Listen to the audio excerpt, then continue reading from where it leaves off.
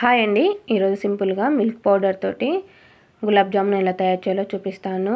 ఒక కప్పు షుగర్కి ఒక కప్పు వాటర్ పోసుకోవాలి. స్టవ్ మీద గిన్నె పెట్టుకొని సిమ్లో పెట్టుకొని మరిగించుకోవాలి. దీనికైతే ఎలాంటి పాకం అవసరం లేదండి.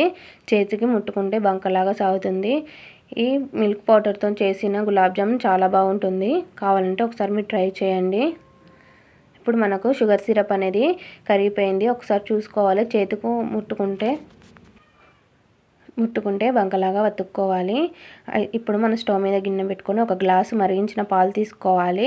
ఇందులో కొంచెం నెయ్యి వేసుకోవాలి. నెయ్యి వేసుకోవడం వలన గులాబ్ జామున్ చాలా టేస్టీగా వస్తుంది. ఇందులో మనం మిల్క్ పౌడరు వేయాలి. మిల్క్ పౌడర్ వేసి సిమ్లో పెట్టుకోవాలి. మిల్క్ పౌడరు నాకు 4 నుంచి 5 కప్స్ అయితే పట్టింది. మనము మిల్క్ పౌడరు వేస్తూ ఉంటే మనకు కోవాలాగా రెడీ కావాలి. అప్పటిదాకా మనం మిల్క్ పౌడర్ వేస్తూనే ఉండాలి. అలా అయితేనే బాగుంటుంది. కోవలాగా అయ్యాక మనం మిగిలిన ప్రాసెస్ చూసుకోవాలి. ఈ విధంగా మనము కావాల్సినంత మిల్క్ పౌడర్ వేస్తూనే ఉండాలి, కలుపుతూ ఉండాలి. కింద అడుగంటుతుంది.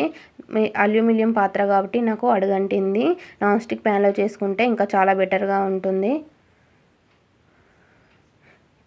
మనకు ఇంకా కావాలి మిల్క్ పౌడర్. ఈ విధంగా మనకైతే చిక్కబడింది. ఇప్పుడు ఇందులో ఇంకొంచెం మిల్క్ పౌడర్ కావాలనుకుంటే వేసుకోండి. ఇది చల్లారాక మనకు కోవా అనేది రెడీ అవుతుంది. ఇప్పుడు దీన్ని చల్లార్చుకోవాలి. చల్లార్చుకున్నాక మనకు కోవా రెడీ అయింది.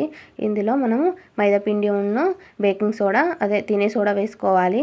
ఒక మాట అండి, మైదాపిండి ఎక్కువగా వేసుకోవద్దు. మైదాపిండి ఎక్కువ వేసుకుంటే మనకు బోండాలు ఉబ్బినట్టు ఉబ్బుతాయి, లోపట అలాగే ఉంటుంది. ఎంత తక్కువ మైదాపిండి యూజ్ చేస్తే అంత మంచిగా మనకు గులాబ్ జామున్స్ వస్తాయి. ఒక చిన్న 3-4 టేబుల్ స్పూన్ల మైదాపిండి యూజ్ చేసినా సరిపోతుంది, కానీ అంతకుమించి ఎక్కువగా మైదాపిండి యూజ్ చేయకూడదు.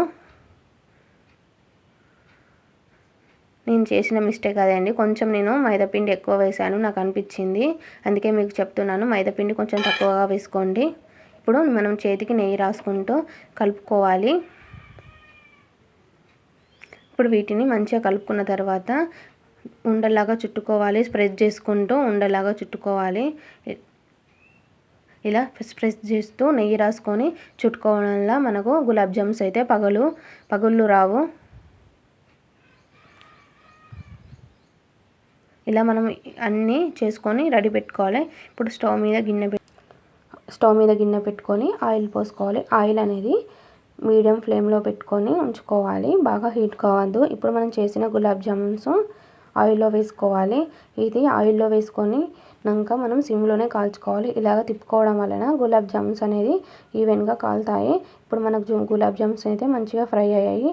ఇప్పుడు వీటిని గోరువెచ్చగా ఉన్నప్పుడు వేడి వేయకూడదు. గోరువెచ్చగా అయినాక సిరప్లో వేసుకోవాలి. సిరప్లో వేసుకొని 3 to 5 minutes ఉడికిస్తే గులాబ్ జామున్ రెడీ అవుతుంది.